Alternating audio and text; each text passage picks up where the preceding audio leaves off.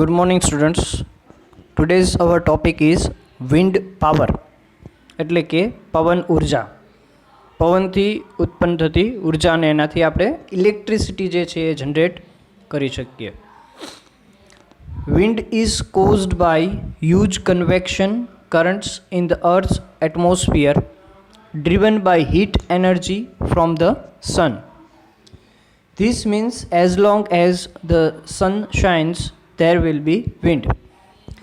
પવન જે છે એ એક જે પ્રવાહ જે છે પવનનો પૃથ્વી પર વાતાવરણ જે છે એનાથી પવન જે છે એ ઉત્પન્ન થતું હોય છે. અને કેવી રીતે થાય છે તો કે જેમ જેમ સૂર્ય જે છે એ ગરમી હીટ જે છે એ જનરેટ કરશે, જેમ જેમ ગરમી ઉત્પન્ન થતી જશે એમ પવન જે છે આવતો જશે.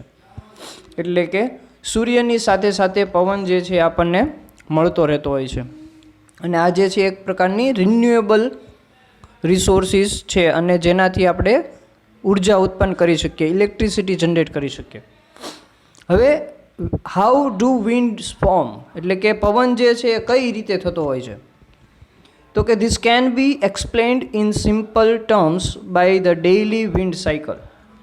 આ જે છે રેગ્યુલરલી દરરોજની જે છે પવનની આખી એક સાયકલ હોય છે, જે રીતે પવન ફૂંકાતો હોય છે. The Earth's surface has both land and water. When the sun comes up, the air over the land heats up quicker than that over water. The heated air is lighter and it rises. હવે અર્થની જે surface છે એમાં બંને છે, બરાબર. પૃથ્વી પર પાણી અને જમીન બંને છે. જેમ જેમ સૂર્ય જે છે એ વધારે ઉપર આવતો જશે, એ ઉગશે, પછી ધીરે ધીરે ઉપર ચડશે અને પછી આથમશે. તો જેમ જેમ સૂર્ય જે છે એ આવતો જશે એમ એની ગરમી જે છે એ પૃથ્વી ઉપર વધતી જશે, જમીન પર વધતી જશે. એટલે પાણી કરતાં જે છે એ જમીન વધુ ગરમી પકડે છે, જલ્દીથી ગરમ થાય છે. કારણ કે એ જે ગરમ હવા જે હોય છે એ વધુ પાતળી હોય છે, બરાબર. અને એ ધીરે ધીરે ધીરે વધતી જાય છે, એટલે કે વધુ ને વધુ ગરમી પકડતી જાય છે. The cooler air is denser and it falls and replaced the air over the land in the night. The reverse happens. Air over the water is warmer and rises and is replaced by cooler air from land. ઠંડી હવા જે છે એ વધુ ઘટ હોય છે, બરાબર. ગરમ હવા કરતાં ઠંડી હવા વધુ ઘટ હોય છે. એટલે શું થાય છે તો કે replace over in the land, એટલે કે જમીનની ઉપર પથરાય છે.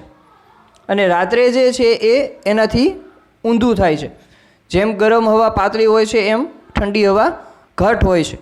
એટલે air over the water is warmer and rises. જે હવા જે છે એ પાણી ઉપર પથરાતી જાય છે અને એ વધુ ને વધુ ધીરે ધીરે ધીરે એ ઠંડુ થતું જાય છે, બરાબર. તો એ જમીન જે છે એ દિવસ દરમિયાન વધુ ને વધુ ગરમ થતી જાય છે, રાત્રે એની વસ્તુ એ ઉલટી થાય છે, જમીન ઉપર પથરાય છે અને પછી એ જે છે એ પાણીને ઠંડુ કરતું જાય છે. Same how do wind form.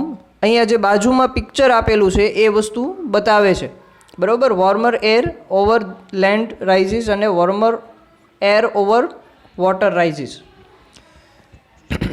The moving air has huge amounts of kinetic energy. જે પવન જે છે એમાં ઘણા બધા પ્રકારની કિનેટિક એનર્જી હોય છે. And this can be transferred into electrical energy using wind turbines.